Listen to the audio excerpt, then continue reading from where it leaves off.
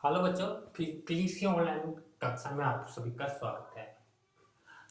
आज अपन फिजिक्स में जो कूलॉम का नियम है, कूलॉम्स लॉ, इसके बारे में आज अध्ययन करेंगे।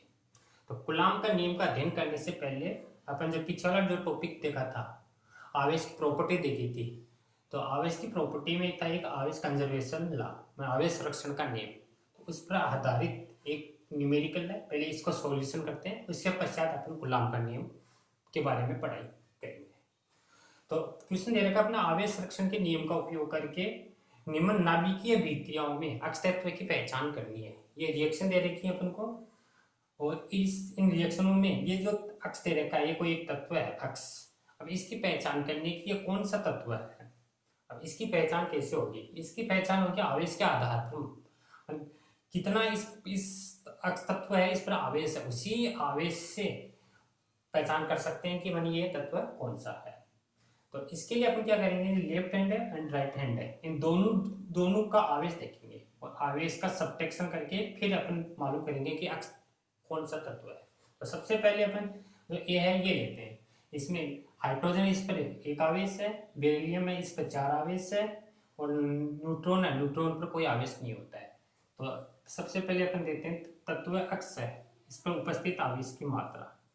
क्यों अक्ष बराबर हाइड्रोजन पर एक 1e प्लस 4 है बेरिलियम पर, और न्यूट्रॉन पर होता है 0 आवेश, तो 0 निकाल दिया 0e।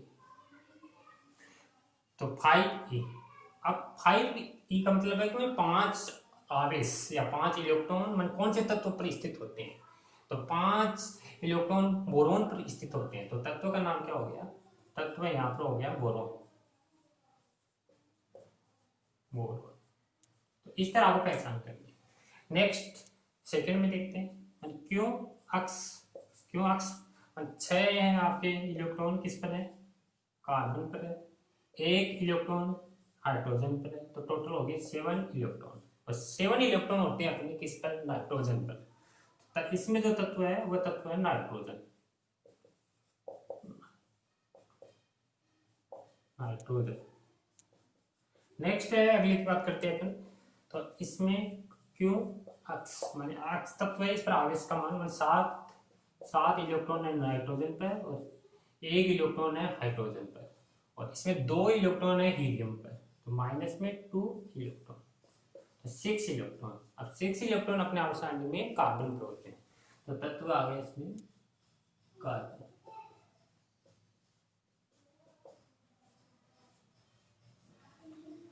इस तरह पर जो भी रासायनिक अभिक्रिया दे रखी है उनमें किसी भी तत्व की पहचान कर सकते हैं आवेश के आधार पर।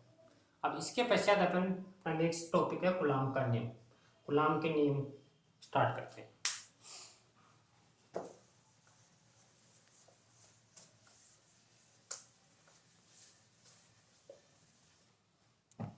तो देखो कूलॉम्स लॉ।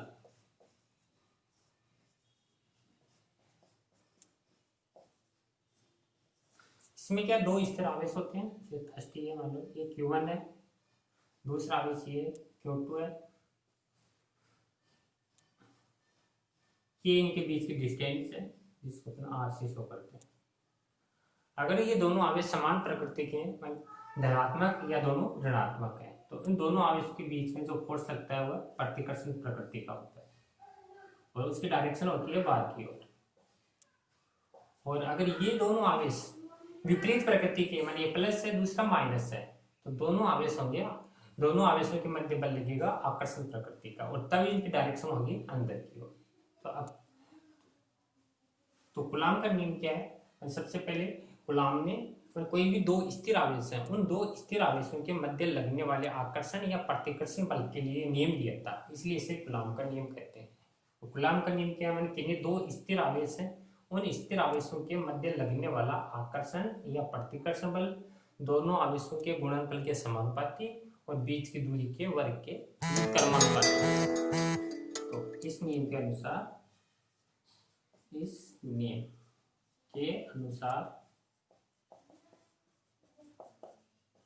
किन्हीं दो स्थिर आवेशों के मध्य आवेशों के मध्य लगने वाला आकर्षण या प्रतिकर्षण, आकर्षण या प्रतिकर्षण बल दोनों आवेशों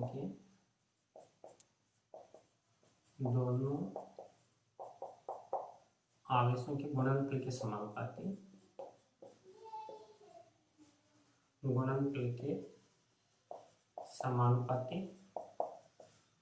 व बीच की दूरी के व्युत्क्रमानुपाती होता है। ये कूलॉम का नियम कहलाता है। कूलॉम का नियम हमेशा केवल स्थिर आवेशों के लिए ही लागू होता है, गतिशील आवेशों के लिए लागू नहीं होता है। कोई भी दो स्थिर आवेशों के मध्य लगने वाला आकर्षण या प्रतिकर्षण बल दोनों आवेशों के समानुपाती और बीच की दूरी के वर्ग के व्युत्क्रमानुपाती, अर्थात F समानुपाती Q1 और Q2, ये तो दोनों आवेश हो गए, अपॉन में बीच की डिस्टेंस R स्क्वायर। अब इस समानुपाती के नियम को हटाएंगे तब आएगा F बराबर K Q1 Q2 अपॉन में R स्क्वायर। K यहाँ पे कोई समानुपाती स्थिरांक है, कांस्टेंट है, समानुपाती स्थिरांक, और जो K है इसकी वैल्यू होती है, K बराबर है, इसकी वैल्यू होती है 9 × 10⁹ न्यूटन मीटर स्क्वायर अपॉन में कूलॉम स्क्वायर। ये इसका मान स्टैंडर्ड 9 × 10⁹। और K को अपन लिखते हैं 1 अपॉन में 4πε0। ये जो सिंबल है इसको बोलते हैं अपन एप्सिलॉन।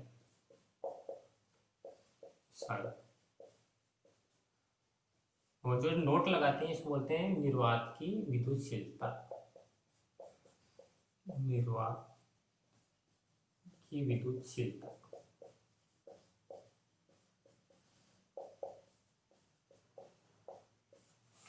जो निर्वात की विद्युतशीलता एप्सिलॉन नोट, इसकी वैल्यू होती है एप्सिलॉन नोट 8.854 × 10⁻12 और इसकी यूनिट होती है कूलॉम स्क्वायर अपॉन में न्यूटन मीटर स्क्वायर।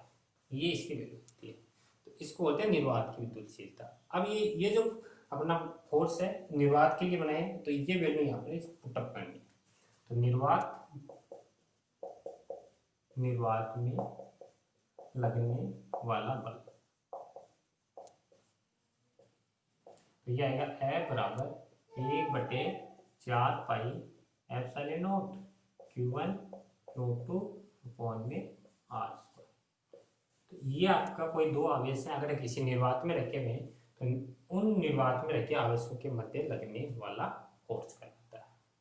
अगर ये दोनों आवेश किसी माध्यम में रख रखे हैं, जैसे ग्लास है, पानी है, किसी लिक्विड है, उसमें रख रखा है, तब लगने वाली बल का मान क्या होगा, तो वो देखते हैं।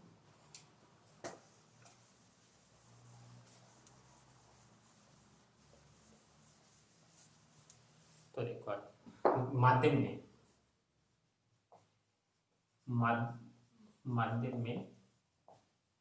लगने वाला बल,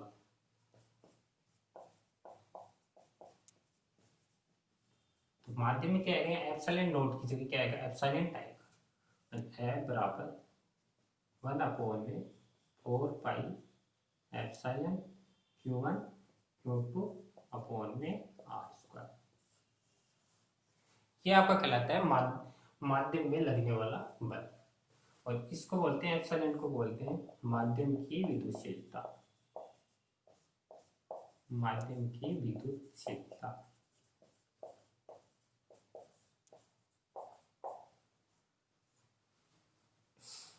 कई बार इस आपको एप्सिलॉन नोट है, इसकी विमा भी भूल लेते हैं या मात्रक भी भूल लेते हैं। तो देखो विमा या मात्रक कैसे निकालना है एप्सिलॉन नोट की, तो इस ये कूलॉम अपॉन में न्यूटन मीटर स्क्वायर, इसी मात्रक से इस विमा निकालते हैं। एप्सिलॉन नोट की विमा तो ऊपर दे रखा आपको कूलॉम, तो कूलॉम क्या होता है, आवेश होता है, और आवेश होती है क्यू बराबर आई और टी होती है। तो इसकी विमा होती है, धारा को एम्पीयर में मापते हैं, A1 लगा दिए, टाइम को टी में मापते हैं, 1 लगाती है अपॉन नीचे देगा न्यूटन, न्यूटन माने फोर्स है, फोर्स होती है M1 L1 टी की पावर माइनस में 2। फिर नेक्स्ट अपना दे रखा है मीटर, डिस्टेंस है, दूरी, दूरी को अपन एल में मापते हैं और 2 बार 2 लगाती है। अब ये जो नीचे वाली दे रखी विमा है, ये नीचे से ऊपर जाएंगे तो आपकी साइन चेंज हो जाएगा, मतलब प्लस का माइनस हो जाएगा। तो यहाँ पर 1 है तो m माइनस में 1, एल की पावर 2 और 3, और नीचे से ऊपर जाएगी माइनस में 3, एल की पावर माइनस में 3, टी की पावर 2 है, माइनस में ऊपर जाएगी पॉजिटिव होगी +2 और +2 और ए के +3, तो टी की पावर 3 और ए की पावर 1 है तो ए की पावर 1।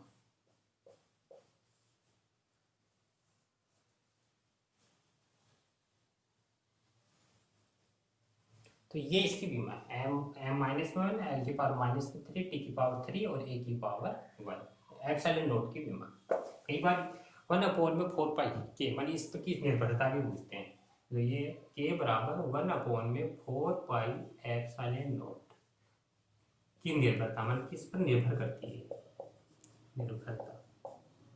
तो ये जो निर्भरता है ये माध्यम की प्रकृति पर डिपेंड करता है, कौन से माध्यम में आवेश रखे हुए हैं, तो माध्यम की प्रकृति पर, माध्यम की प्रकृति व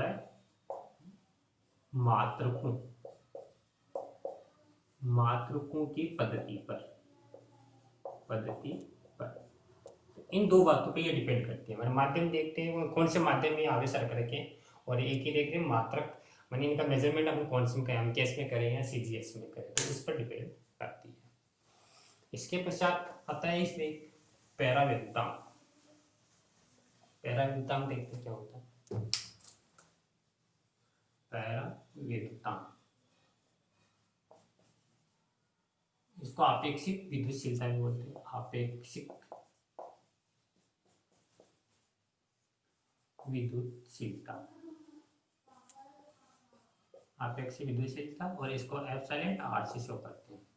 तो पैराविद्युतांक का मतलब होता है कुचालक होता है, डाइलेक्ट्रिक कांस्टेंट बोलते हैं इसको। तो आपेक्षिक विद्युतशीलता क्या होती है, निर्वात में स्थित आवेशों के मध्य बल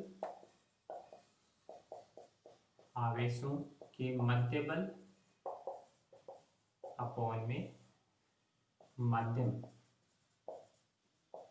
में स्थित आवेशों के मध्य बल, अर्थात इसका फॉर्मूला मिल जाएगा एप्सिलॉन आर बराबर F0 अपॉन में Fm। तो ये इसका फॉर्मूला, इसी फॉर्मूले से आप न्यूमेरिकल क्वेश्चन सॉल्व करोगे। और पैराविद्युतांक की डेफिनेशन है निर्वात में स्थित आवेशों के मध्य बल अपॉन में माध्यम में स्थित आवेशों के मध्य बल के अनुपात को पैराविद्युतांक कहते हैं।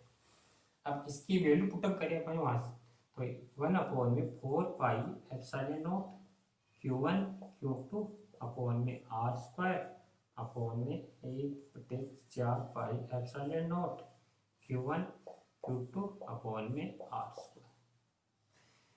इससे ये कैंसिल हो जाएगा, 4 से 4 और ये बचेगा। तो epsilon R equal to epsilon upon में एप्सिलॉन नॉट, ये आपके इन तीनों राशियों में संबंध है, एप्सिलॉन बराबर एप्सिलॉन नॉट और एप्सिलॉन R। ये कहलाती है आपकी निर्वात विद्युतशीलता, ये माध्यम की, ये आपेक्षिक विद्युतशीलता कहलाती है। आपेक्षिक विद्युतशीलता का कोई मात्रक नहीं होता, ये मात्रकहीन होती है, न कोई विमा होती है न कोई इसका मात्रक होता है। 2-3 वस्तुएं उनके लिए आप उनकी वैल्यू स्टैंडर्ड वो आपको याद रखेंगे। जैसे धातुओं के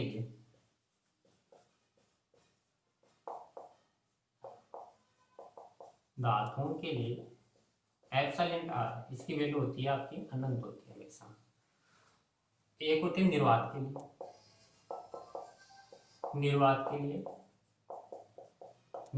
के लिए एप्सिलॉन आर की वैल्यू 1 होती है। डिस्टिल्ड वाटर है, शुद्ध जल के लिए एप्सिलॉन आर इसकी वैल्यू होती है 8। तो ये 3 मान आपको याद रखने हैं। अब इसके पश्चात इस पर आधारित अपन न्यूमेरिकल क्वेश्चन देखते हैं। तो देखो फर्स्ट क्वेश्चन पहले क्वेश्चन है, अगर कोई निर्वात में कोई दो आवेश रखे हुए हैं और उनके मध्य बल F लग रहा है।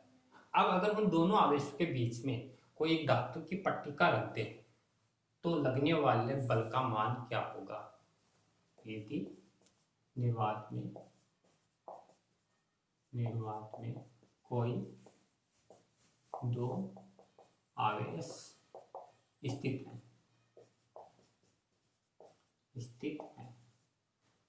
वह उनके मध्य लगने वाला बल F है। यदि मध्य में कोई धातु की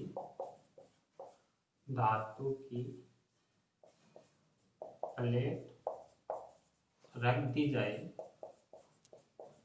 तो लगने वाला बल होगा। ये कह रहा है कि निर्वात में कोई दो आवेश स्थित है और उनके मध्य लगने वाला बल F है। अब इसके बीच में कोई धातु की प्लेट माने माध्यम आ गया, उस माध्यम में बल का मान क्या होगा। तभी अपने फॉर्मूला देखा था, एप्सिलॉन R बराबर F निर्वात अपॉन में F माध्यम।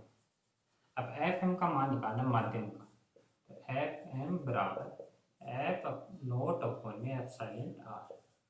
अब इनके मध्य धातु की प्लेट रखी है तो धातु के लिए एप्सिलॉन R इसका मान होता है अनंत। धातु के लिए जो ही यहाँ अनंत रखेंगे तब इसकी वैल्यू आएगी Fm बराबर F नॉट अपॉन में अनंत, और अनंत से डिवाइड करेंगे तो इसकी वैल्यू आएगी 0। तो लगने वाला बल कितना होगा, 0 न्यूटन।